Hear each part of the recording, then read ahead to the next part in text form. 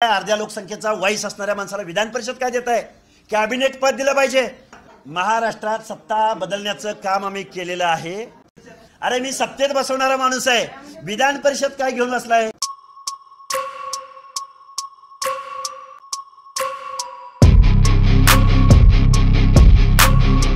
जातीच्या नावावर, समाजाच्या नावावर स्वतःच्या पदरात लाभाचं पद पाडून घेणं म्हणजे समाजाप्रती, समाजाशी प्रामाणिक राहणं किंवा समाजहित साधणं असं म्हणता येईल का?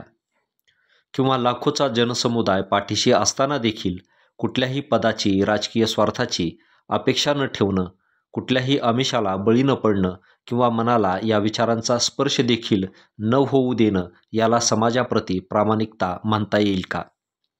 या दोन विभिन्न बाबी तुमच्या समोर मांडल्या आहेत.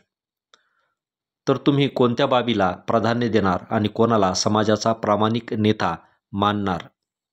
अर्थातच विषय चालू आहे लक्ष्मण हाके आणि मनोज जरांगे पाटील यांचा. 2 दिवसापूर्वी लक्ष्मण हाके यांची पत्रकार परिषद आपण सर्वांनीच ऐकली असेल. ज्यांच्या उपोषणाला 500 देखील लोकांची गर्दी नव्हती, ते लक्ष्मण हाके आता अर्ध्या लोकसंख्येचा व्हाईस म्हणून स्वतःला प्रस्थापित करीत आहेत. ते एवढ्यावरच थांबले नाहीत. मराठा आरक्षणाला विरोध म्हणून केलेल्या उपोषणाचं बक्षीस म्हणून ते फक्त विधान परिषदच मागत नाहीत, तर ते कॅबिनेट मंत्रिपदाची मागणी करीत आहेत. मुख्यमंत्री पदाची मागणी करून या संदर्भातली अतिशयोक्ती होईल अशी अपेक्षा देखील ते दाखवतात आणि म्हणून सरकारनं त्यांचं मनोरथ, त्यांची इच्छा पूर्ण करावी आणि करायलाच हवी. ज्याच्या त्याच्या घामाचं, मेहनतीचं बक्षीस ज्याला त्याला द्यायलाच हवं, हे इथपर्यंत ठीक आहे. परंतु मी सत्तेत बसविणारा माणूस आहे असं जेव्हा ते म्हणतात, तेव्हा मात्र डोक्यावरून गंगा वाहिली याची प्रचिती येते.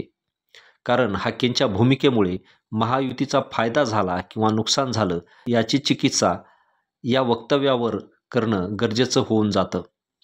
लक्ष्मण हाकेंनी ज्या सभा घेतल्या, जे अपक्ष ओबीसी उमेदवार उभे केले, त्याचा फायदा खरंच महायुतीचे उमेदवार निवडून आणण्यासाठी झाला का? मराठा आणि ओबीसी अशी जर मतांची विभागणी झाली तर ओबीसी मते ही लक्ष्मण हाकेंच्या ओबीसी उमेदवाराला मिळाली हे निश्चित. मराठवाड्यात ओबीसींची बहुसंख्य मते जर ओबीसी उमेदवारांनी खाऊन घेतली तर मग महायुतीच्या उमेदवारांना किंवा महाविकास आघाडीच्या उमेदवारांना निश्चितच ओबीसी वगळून मराठा, मुस्लिम यांची मते मिळाली हे स्पष्ट होते.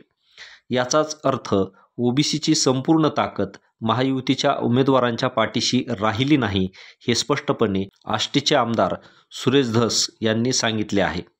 तसेच लक्ष्मण हाकेंनी महायुतीचे उमेदवार पाडावेत यासाठी देखील कंबर कसून प्रयत्न केल्याचे उघड होते.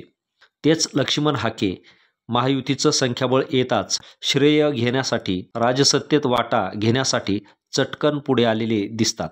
त्यांच्यामुळे जर महायुतीला फायदा झाला असेल तर मागणी रास्त आहे. परंतु उघड इथे अपक्ष उमेदवार आणि त्यांना मिळालेली ओबीसी मतं हा आरसा देखील समोर आहे. निवडणुका झाल्या, विषय संपला. आता समाजाचं काय? जरांगे पाटील यांनी ज्याप्रमाणे आरक्षण मिळत नाही तोपर्यंत आंदोलन चालू राहील यासाठी सामूहिक उपोषणाची घोषणा केली, त्याप्रमाणे लक्ष्मण हाकेंची आता भूमिका काय? तेही आता उपोषणाला बसणार की सत्तेत वाटा मिळाला, कॅबिनेट आमदारकी मिळाली की समाज वाऱ्यावर सोडून देणार? किंवा समाज आणि समाजाचं आंदोलन हे फक्त राजकीय हेतू पुरतेच होतं हे येणाऱ्या काळात उघड होईलच. आणि त्याबरोबरच चळवळी, आंदोलनं, उपोषणं हे समाजाच्या न्यायासाठी करायचे, त्यांच्या हक्कासाठी करायचे की त्या चळवळीतून स्वतःच्या उद्धाराचा मार्ग बनवून सत्ता काबीज करायची, स्वार्थ साधायचा, याचा सोक्षमोक्ष तुमच्या समोर आहे. याविषयी तुमचं मत काय? या निमित्तानं एवढंच. धन्यवाद.